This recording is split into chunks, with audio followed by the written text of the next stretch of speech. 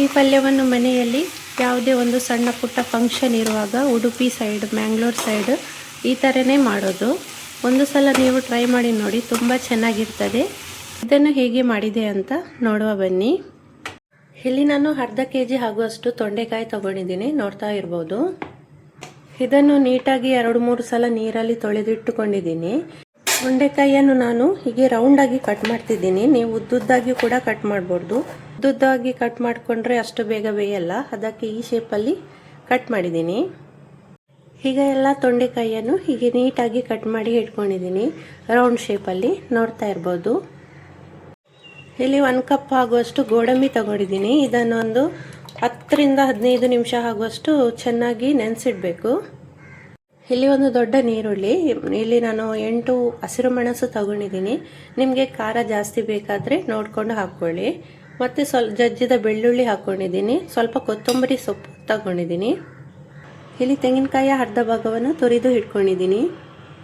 ಇಲ್ಲಿ ಬಾಣಲೆ ಬಿಸಿಯಾಗಿದೆ, ಸ್ವಲ್ಪ ಎಣ್ಣೆ ಹಾಕ್ಕೊಳ್ತಿದ್ದೀನಿ. ಎಣ್ಣೆ ಬಿಸಿ ಆಗ್ತಾ ಉಂಟು. ಇವಾಗ ಸಾಸಿವೆ ಹಾಕ್ಕೊಳ್ತಿದ್ದೀನಿ.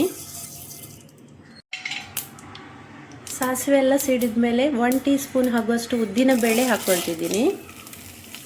ಹಾಗೂ 3 ಕೆಂಪು ಮೆಣಸು ಹಾಕ್ಕೊಳ್ತಿದ್ದೀನಿ. ಇದನ್ನು ಸ್ವಲ್ಪ ಹುರ್ಕೊಳ್ಬೇಕು. ಇದರ ಕಲರ್ ಸ್ವಲ್ಪ ಬ್ರೌನ್ ಕಲರ್ಗೆ ಟರ್ನ್ ಆಗ್ತದೆ ಉದ್ದಿನ ಬೇಳೆದು.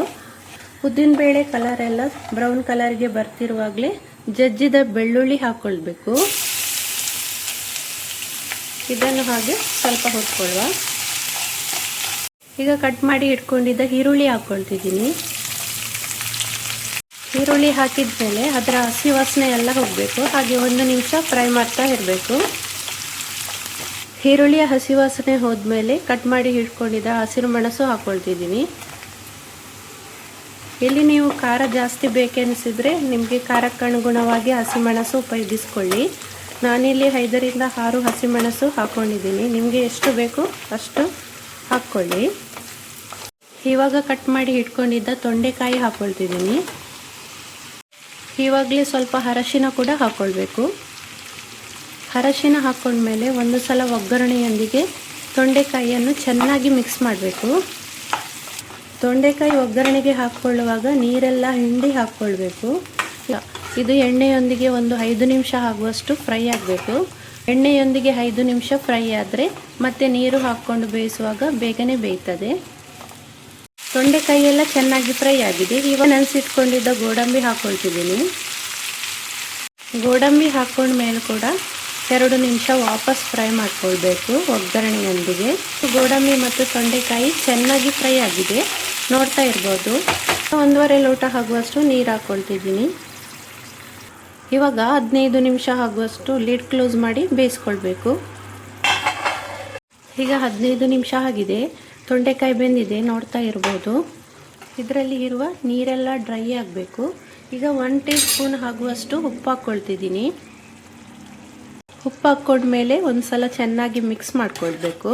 ಮತ್ತು ಇದರ ನೀರೆಲ್ಲ ಡ್ರೈ ಆಗಬೇಕು. 1-2 ನಿಮಿಷ ಆಗುವಷ್ಟರಲ್ಲಿ ಇದರ ನೀರೆಲ್ಲ ಡ್ರೈ ಆಗ್ತದೆ. ಫ್ಲೇಮ್ ಹೈಯಲ್ಲೇ ಇಡಬೇಕು.